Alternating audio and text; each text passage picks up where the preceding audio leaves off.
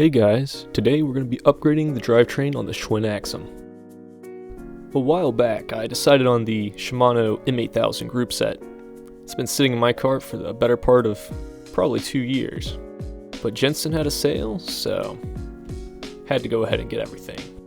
Surprisingly, the stock Axum derailleur's been chugging along just fine with almost no maintenance. But I'm excited for the increased range and more gradual steps between each cog on this drivetrain.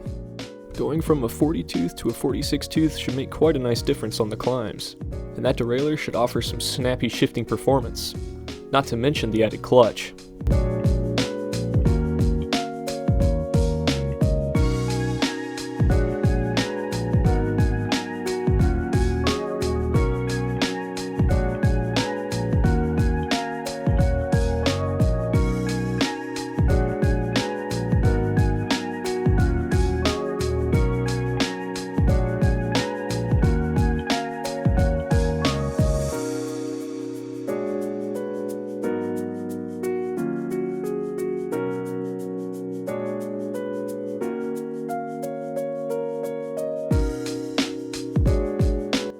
Let's go ahead and put the bike in the fastest gear to make getting that rear tire off a little easier.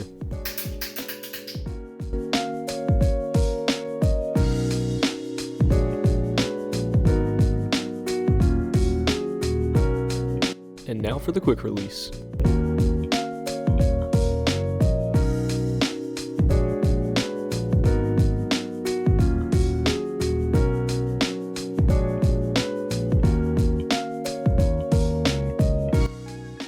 Gotta say it, the longer I work on bikes, the more that $200 park tool bike stand calls my name.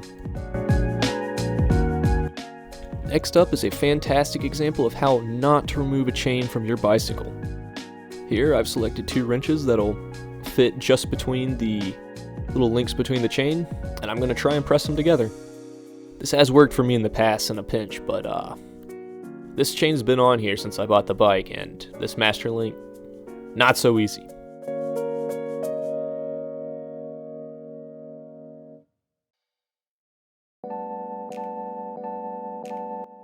Well, it only gets worse from here. Instead of going and getting my chain tool, I decided to get 2 wrenches.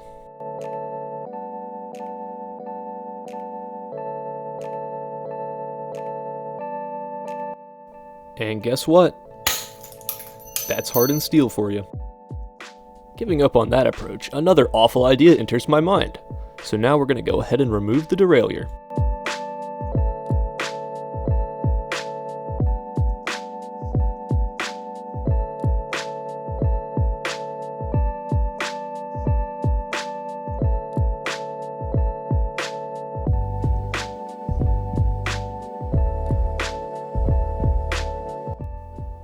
Well, with that little bingus detached, it's time to use the wrench I broke as a punch to knock out one of these chain pins. Allegedly.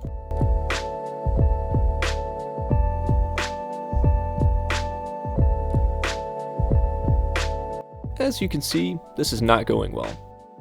I really should have just driven back home to get my chain tool. But anyways, I'm going to get so frustrated that I just buy a pair of master link pliers later.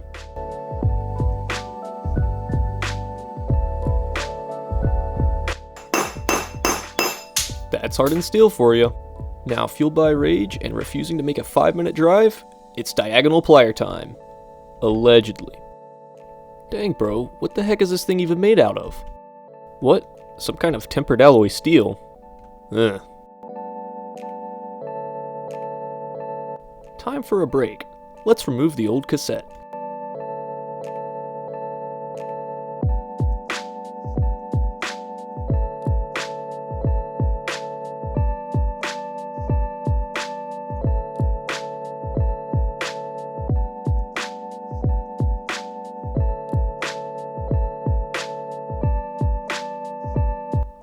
Yeah, let's see here.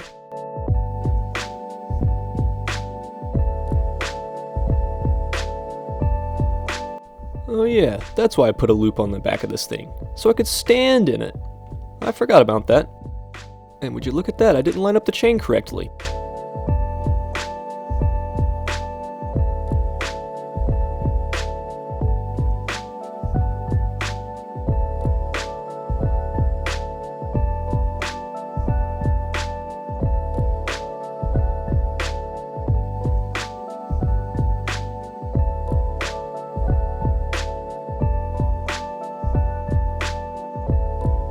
Well, with that silly little guy off, we can do a little cleaning and then put on the new cassette.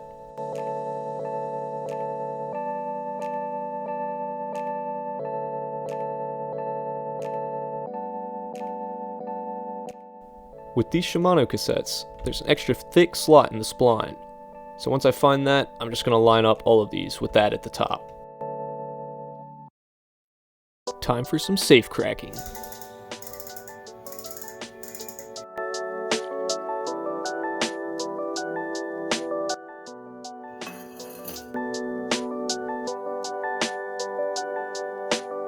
For the little plastic spacer rings, it does not matter the orientation in which they go on.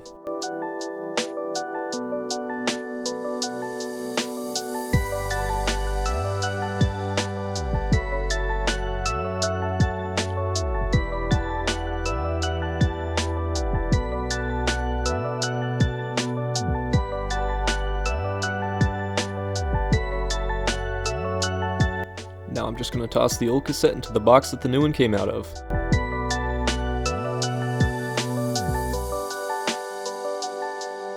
Believe it or not, this Mirror 8 speed, definitely heavier.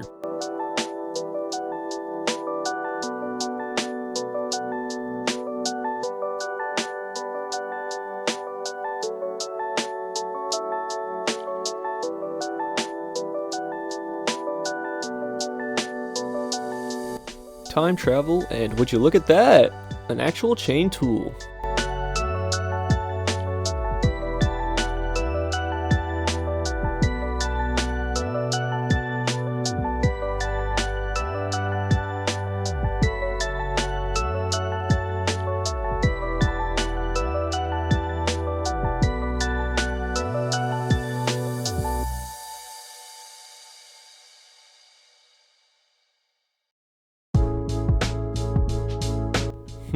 I sure can't wait to run the new chain through the derailleur wrong and have to take it off again. Wait, that's spoilers. Forget that. Now we're just going to make the new chain approximately the same length as the old chain. Just a little longer.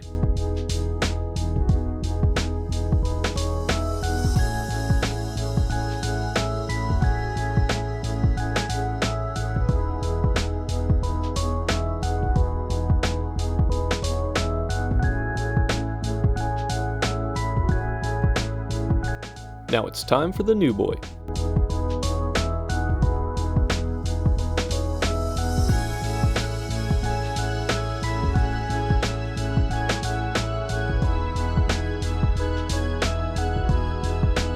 Yep, that second one's just there for articulation. Making sure. Time to throw on that rear wheel.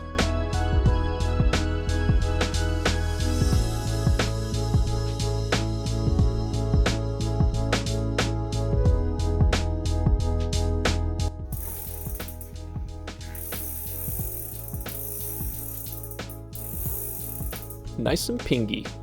Warning, I'm about to run this chain incorrectly through the jockey cage.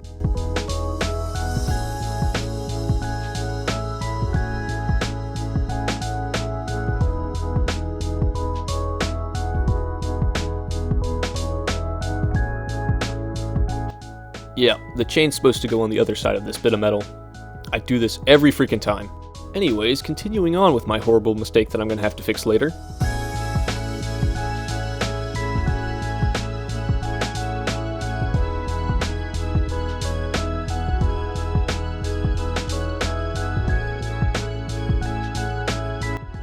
Huh.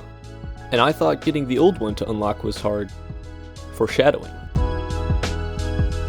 Here we're just going to get it to go as much as we can with a screwdriver. That way we can put some real power on it by riding.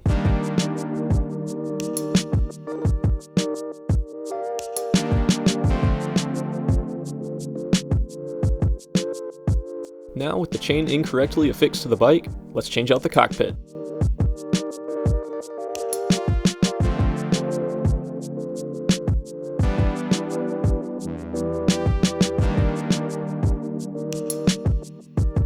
Don't want to lose our little rubber damper that came from the center of the frame.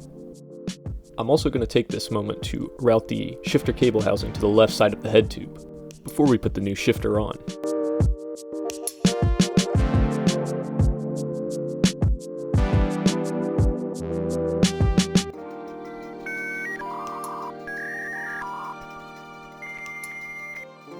Now we can go ahead and put everything back on, then adjust it the way that we like.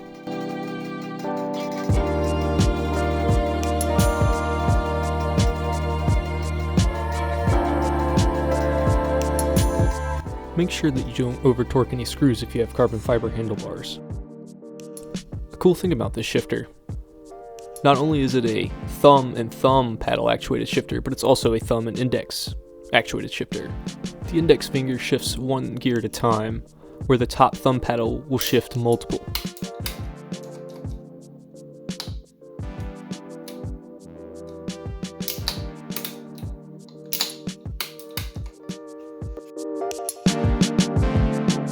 Now we're going to run the shifter cable through the frame.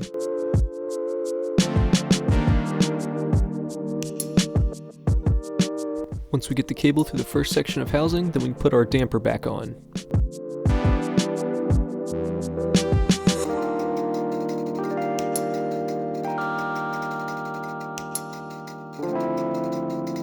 The cable housing going to the old derailleur is much longer than we need, so we're going to cut it down to size.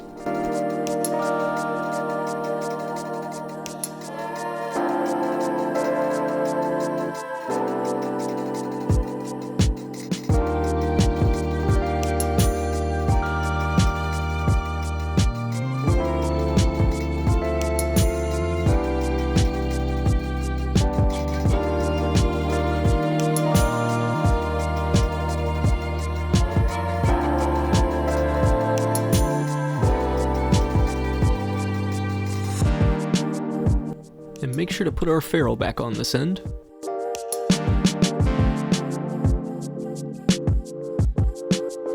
That'll do her.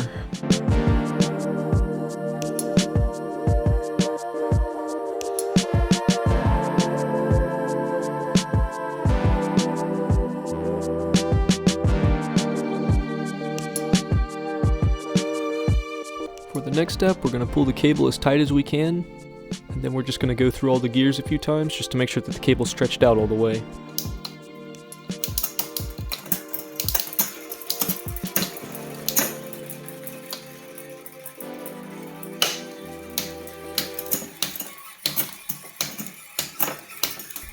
Now we're going to pull the slack out again and repeat the process. It was at this point that I realized that the chain was on wrong, so I made a little trip to the bike shop. I think this is the best angle I shot for the entire video. Those pliers worked great. Trust me, bro. So before you even try to mess with the derailleur, make sure that the shifter cable is completely loose, and then loosen all 3 of the limit screws on the back of the derailleur. After that, then tighten the cable, and then begin setting your limit screws. I had to restart a few times on this.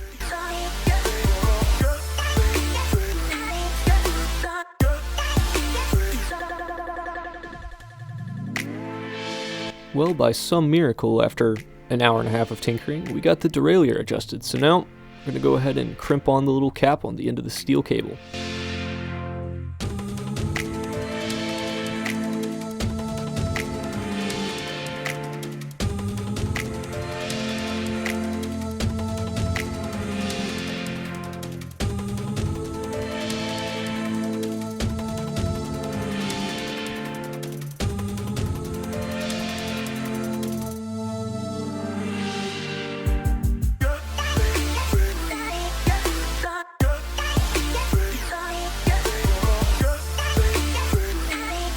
Now let's see how our hard work is paid off.